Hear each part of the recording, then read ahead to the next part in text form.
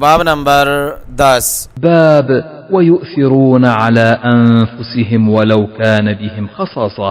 اللہ تعالیٰ کے فرمان کا بیان، اور وہ اپنے آپ پر دوسروں کو ترجیح دیتے ہیں خواہ انہیں حاجت ہو۔ سورہ حشر آیت نمبر 9، حدیث نمبر 3798۔ حدثنا مسدد حدثنا عبد الله بن داود عن فضيل بن غزوان عن أبي حازم عن أبي هريرة رضي الله عنه أن رجلا أتى النبي صلى الله عليه وسلم فبعث إلى نسائه فقلنا ما معنا إلا الماء، فقال رسول الله صلى الله عليه وسلم من يضم أو يضيف هذا؟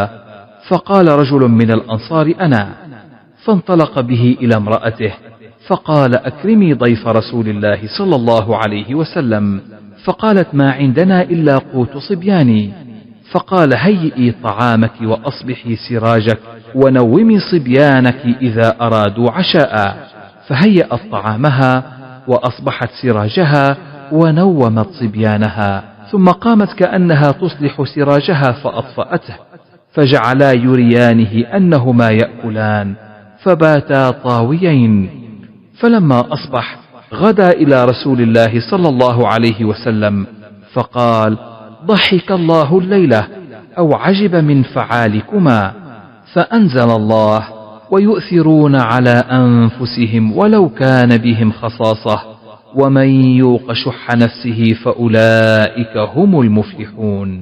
ابو ہریرہ رضی اللہ تعالیٰ عنہ سے روایت ہے کہ ایک آدمی نبی صلی اللہ علیہ وسلم کے پاس آیا، آپ نے اپنی بیویوں سے پوچھوا بھیجا، انہوں نے کہا ہمارے پاس پانی کے سوا کچھ نہیں۔ رسول اللہ صلی اللہ علیہ وسلم نے فرمایا کون ہے جو اس مہمان کو ساتھ لے جائے یا اس کی مہمان نوازی کرے؟ انصار کے ایک آدمی نے کہا میں کروں گا، چنانچہ وہ اسے لے کر اپنی بیوی کے پاس گیا اور یعنی اس سے کہا رسول اللہ صلی اللہ علیہ وسلم کے مہمان کی قدر کرنا۔ اس نے کہا ہمارے پاس تو صرف اپنے بچوں کا کھانا ہے۔ اس نے کہا اپنا کھانا تیار کر لے، چراغ جلا لے، بچے کھانا مانگے تو انہیں سلا دے۔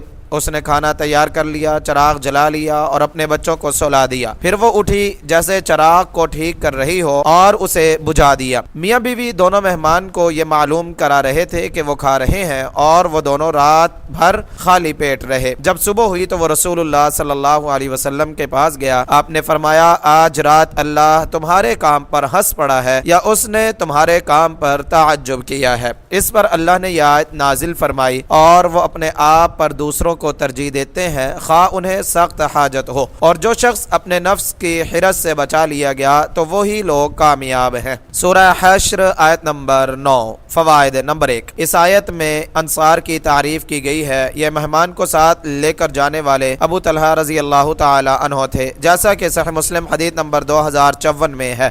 حدیث میں اللہ تعالیٰ کے لیے صفت ضحک اور تعجب ثابت ہو رہی ہے، مگر حافظ رحمہ اللہ نے ان صفات کو اللہ تعالیٰ کے لیے مجازی قرار دیا ہے، کیونکہ ان کے خیال میں اللہ تعالیٰ حقیقتاً نہ ہنس سکتا ہے نہ تعجب کر سکتا ہے، مگر ان کی اور اس عقیدے والے دوسرے حضرات کی مشکل یہ ہے کہ انہوں نے اللہ کے ہنسنے اور تعجب کرنے کو مخلوق کے ہنسنے اور تعجب کرنے کی طرح خیال کیا ہے۔ اگر وہ سلف صالح صحابہ و تابعین کی طرح ان الفاظ کو اللہ کے لیے حقیقت سمجھتے اور یہ کہتے کہ اللہ تعالیٰ ہنستا ہے اور تعجب بھی کرتا ہے، مگر اللہ تعالیٰ کا ہنسنا اور اس کا تعجب کرنا مخلوق کے ضحک اور تعجب جیسا نہیں بلکہ ایسا ہے جو اس کی شان کے لائق ہے۔ جیسے اللہ تعالیٰ سنتا اور دیکھتا ہے اور انسان بھی سمیع و بصیر ہے، مگر اللہ کا دیکھنا اور سننا انسانوں کی طرح نہیں بلکہ اس طرح ہے جو اس کی ذات کے لائق ہے۔ انسان کے سمیع و بصیر ہونے کی وجہ سے اللہ تعالیٰ کے سمع و بصر کو مجازی بنا دینا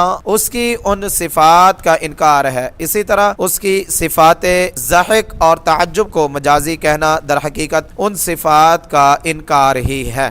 نمبر 2، اور وہ دونوں رات بھر خالی پیٹ رہے۔ سبحان اللہ، اس مرد انصاری نے جو کام کیا، اگر ہم ہزاروں لاکھوں روپیہ اللہ کی راہ میں خرچ کریں تو اس کے پاسنگ کو نہ پہنچے۔ آدمی بچوں کو اپنی جان سے زیادہ چاہتا ہے، اس نے بچوں کا بھی خیال نہ کیا۔ رضی اللہ عنہ، تیسیر الباری۔